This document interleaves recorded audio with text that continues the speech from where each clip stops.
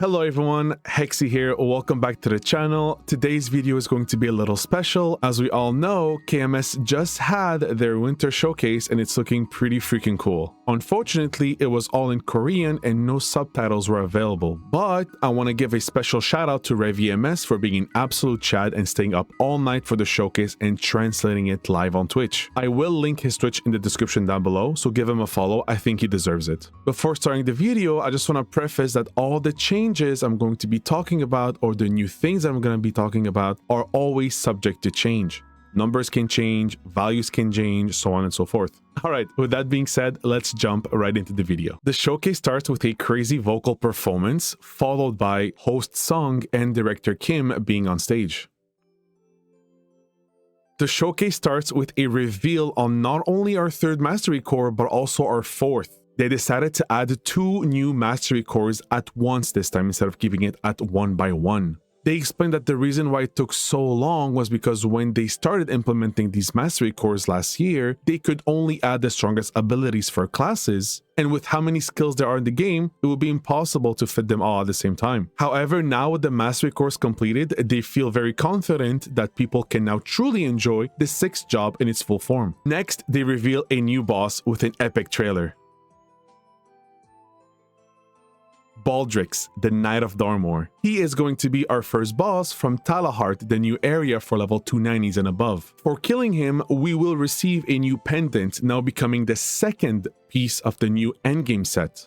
As such, this now unlocks the 2 set bonus for this new set being plus 20 all stats, plus 500 max HP, plus 20 attack magic attack, and plus 15 boss damage. Shortly after this reveal, they talk about how the Genesis weapons are outdated and need a revamp. This is true because the new Eternal set that we have is currently level 250, when the Genesis weapon is 200. As such, they introduced Destiny weapons. But rest assured, all the original stats that you have on your Genesis weapon, like pots, flames, etc., will remain and will be changed accordingly to scale up with the new weapon. So it seems like it's going to be a sort of second liberation where you have to kill multiple bosses in order to get your hand on the final version, like we did with the Black Mage. So they say that they want these weapons to be the end game for a long time, so that it will progress with us and keep us motivated to be stronger, which is something I really enjoy. Part 1 of this new liberation process will have us defeating Seren, Kalos, and Kaling. Part 2 will be something like Limbo,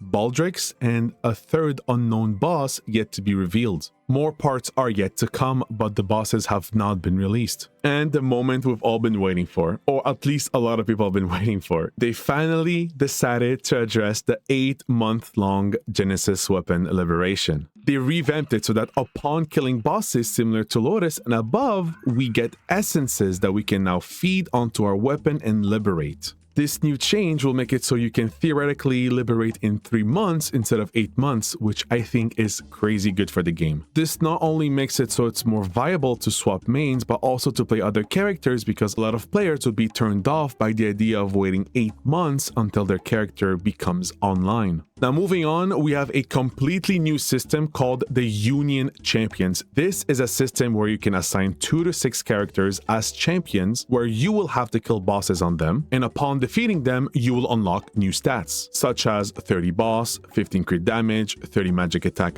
30 all stats, and 30 IED. Also, with the addition of this new system, we will also have a monthly playable content called Dragon Island, where you can take your registered champions and do some sort of a raid, I guess, where you can have up to 6 characters to control at the same time. I'm assuming it's going to be something like Genshin Impact, where you can swap your characters, right? You can swap from 1 to 2 to 3 to 4, but up to 6 in here. When it comes to new content, that's pretty much it. Now we're gonna move on to changes and revamps to existing content. To start off, they have big plans for the economy and want to make it bigger and in unison. Basically, they want to merge the auction houses and the Mesos markets in regular servers to embody the spirit of MMORPGs. They also mentioned Burning Worlds being part of the merge. Also, in the same spirit of MMOs, they are introducing Crossworld Bossing. So for bosses after eKalos, this will become a new feature.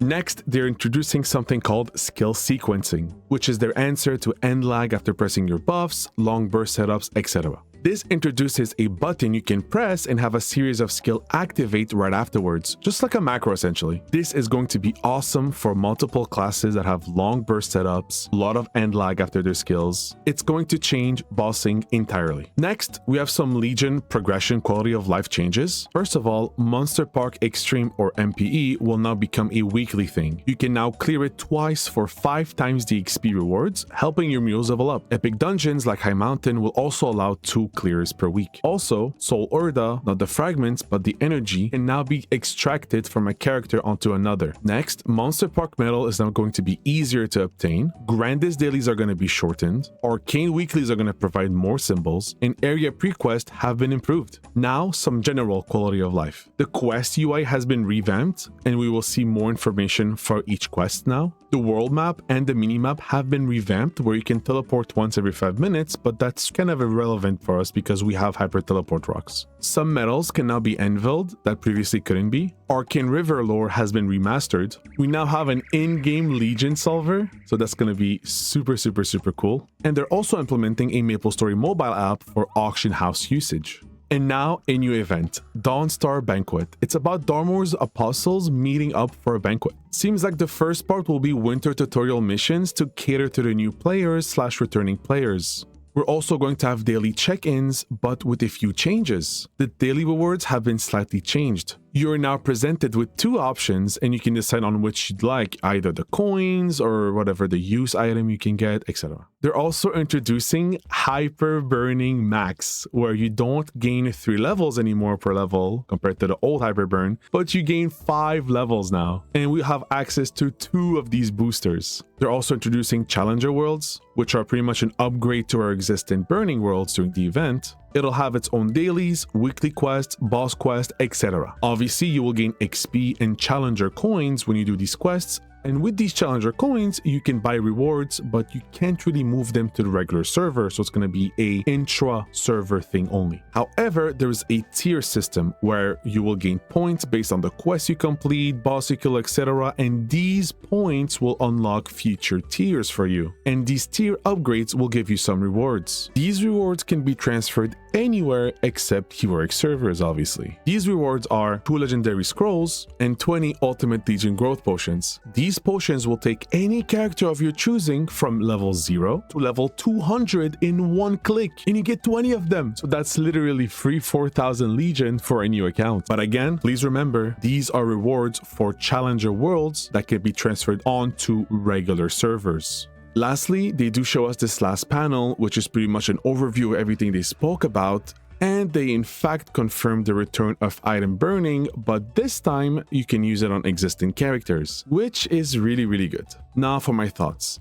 I feel really good about this showcase. I feel like they addressed a lot of things that I spoke about and even mentioned in my previous video. I think with all the tools they're giving to players to help them level up faster, I think this sets the stage for a more enjoyable experience for new players and or returning players, considering the vast amount of mechanics and content that are going to be involving multiple characters moving forward. Also, on top of that, I'm really appreciative of the challenging content they're giving us, such as the new boss, the new Destiny weapon. You know, they're giving us stuff to look forward to even as endgame players, which is what I was looking for. Now, there aren't any new classes, it's fine, but for now, for all the content they're giving us, the rewards, I think it's a pretty healthy way to keep on moving forward with the game, and I will definitely keep playing the game. Alright, so you guys, let me know what you think about this new showcase, this new update. Let me know if I did any mistakes or anything. Again, remember, this is not confirmed. Things can change, so keep that in mind. If you liked the video, make sure to like, share, and subscribe.